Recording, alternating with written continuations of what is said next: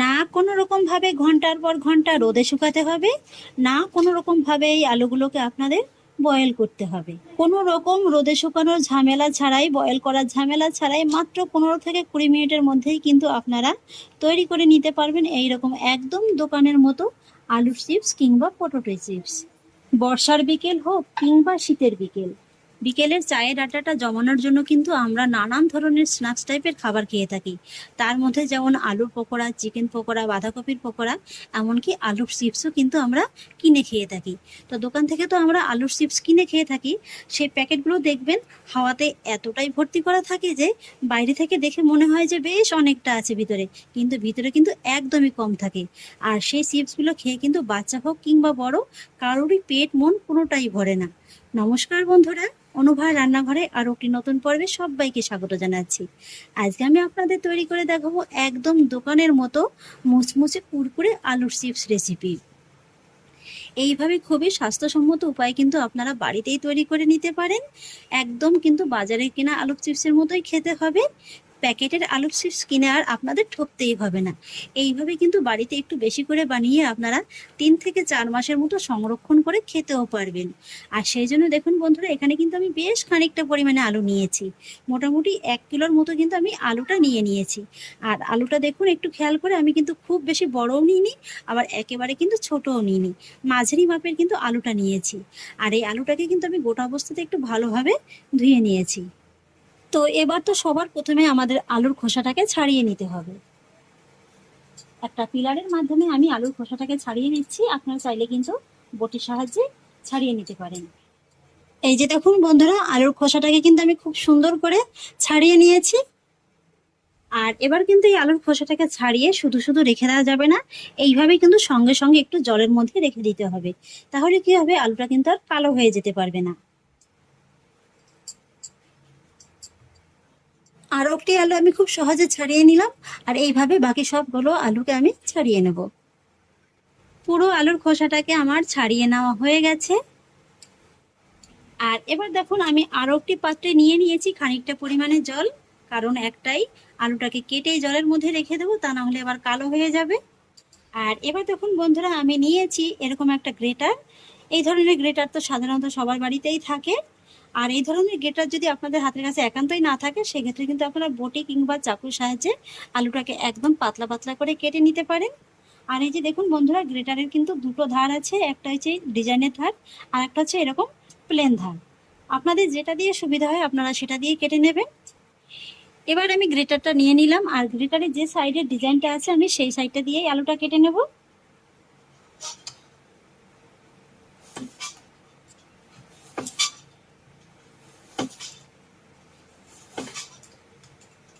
তবে এই আলুটা কাটার সময় কিন্তু অবশ্যই একটু সাবধানতা অবলম্বন করে কেটে নেবেন, খেয়াল রাখবেন হাতটা যাতে না কেটে যায়।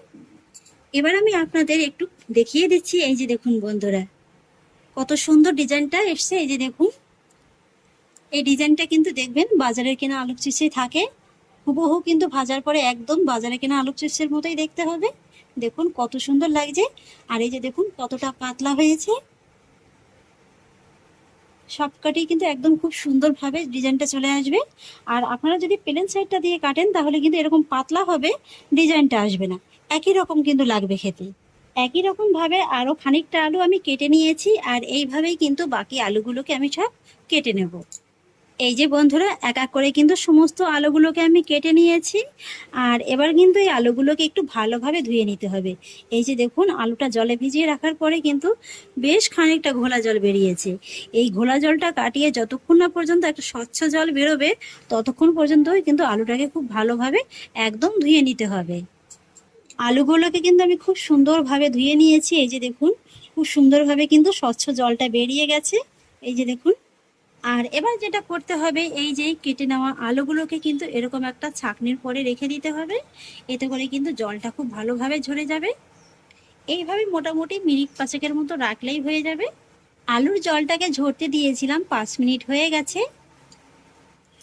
আর এবার কিন্তু আমি এই আলুগুলোকে কোনো রকম রোদে শুকাবো না, স্রেফ এইভাবে একটু যে কোনো একটা পাত্রের মধ্যে আপনারা কিচেন টাওয়াল কিংবা টিস্যু পেপার ছড়িয়ে দিতে পারেন। আর তারপরে কিন্তু এই আলুগুলোকে এইভাবে একটু বিছিয়ে দেবেন।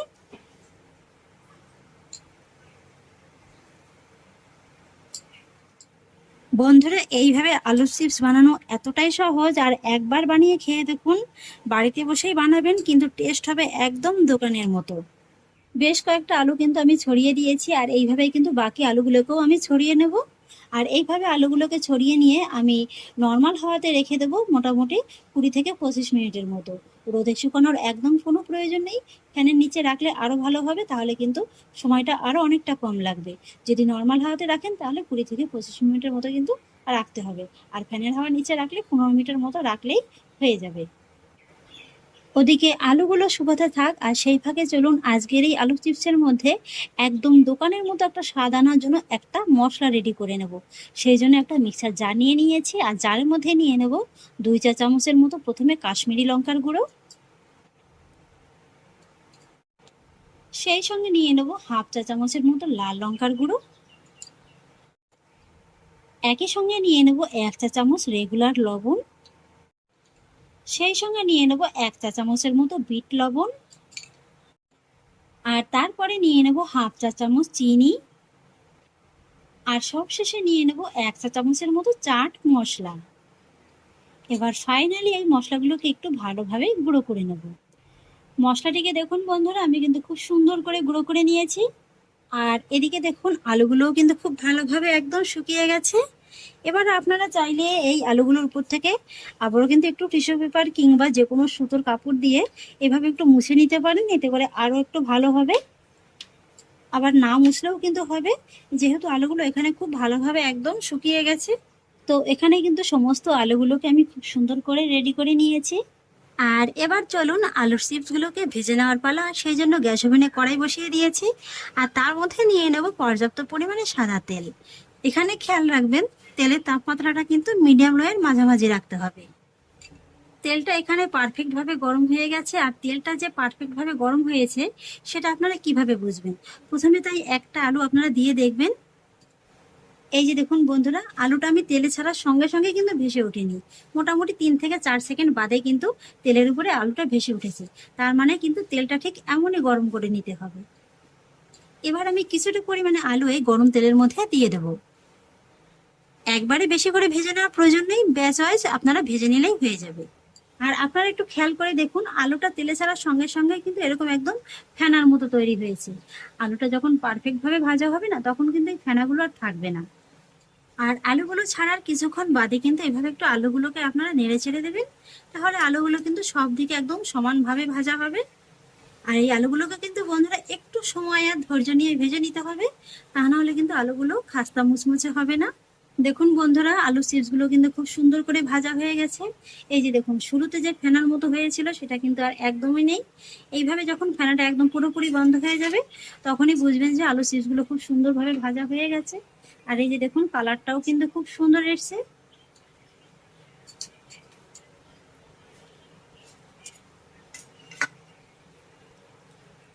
আর এইভাবে ভেজে কিন্তু তেলটাকে অবশ্যই খুব ভালোভাবে একদম ঝরিয়ে নিতে হবে। আবারও এক ব্যাচ আলু আমি দিয়ে দেব। আর এই চিপসগুলো ভাজার সময় কিন্তু গ্যাসের ফ্লেমটাকে একই রকম ভাবে মিডিয়াম লোতেই রাখতে হবে। এই যে দেখুন বন্ধুরা, লো ফ্লেমে প্রায় 8 থেকে 10 মিনিটের মতো সময় নিয়ে আমি আলুর চিপসগুলোকে কিন্তু খুব সুন্দর করে ভেজে নিয়েছি। এই যে দেখুন, আর প্রথমে দেখুন যতটা ফেনার মতো হয়েছিল সেটা কিন্তু আর একদমই নেই। এই যে দেখুন, আর এবার কিন্তু এই ভেজে নেওয়া আলুর চিপসগুলোকে গরম তেল থেকে তুলে নিতে হবে। আর তেল থেকে তুলে কিন্তু তেলটাকে এইভাবে একটু কিছুক্ষণ ধরে রেখে খুব ভালোভাবে ঝরিয়ে নিতে হবে। এই যে দেখুন বন্ধুরা, কালারটাও কত সুন্দর এসছে। তেলটাকে আমি খুব ভালোভাবে ঝরিয়ে নিয়েছি। আর তেলটাকে ঝরিয়ে কিন্তু চিপসগুলোকে এইভাবে একটা ছাঁকনির মধ্যে টিস্যু পেপার রেখে তার মধ্যে রেখে দিয়েছি, এতে করে অতিরিক্ত তেলটা খুব ভালোভাবে টেনে যাবে। একই রকম ভাবে বাকি আলুর চিপসগুলোকেও ভেজে নেব। এই যে বন্ধুরা, এক এক করে সমস্ত আলুর চিপসগুলোকে আমি ভেজে নিয়েছি। দেখতে দেখুন কতটা লোভনীয় লাগছে। এবার আমি এই আলুর চিপসগুলোকে অন্য একটি জায়গায় নিয়ে নেব।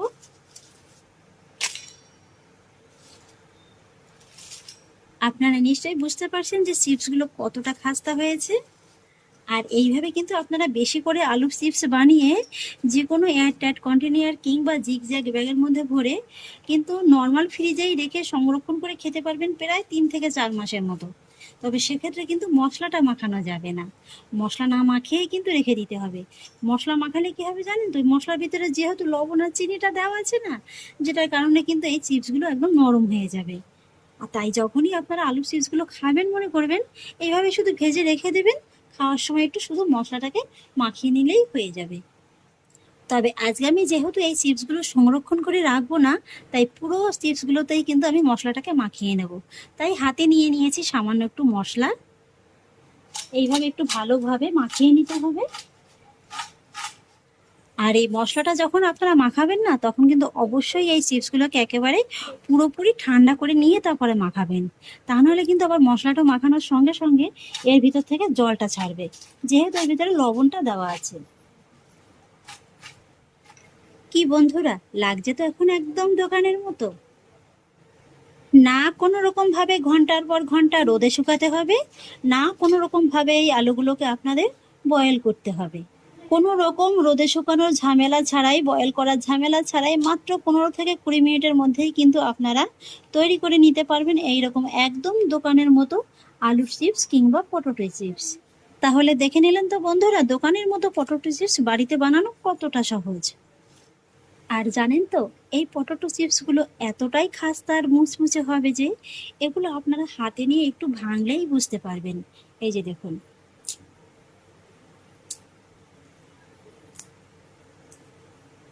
নিশ্চয়ই বুঝতে পারছেন।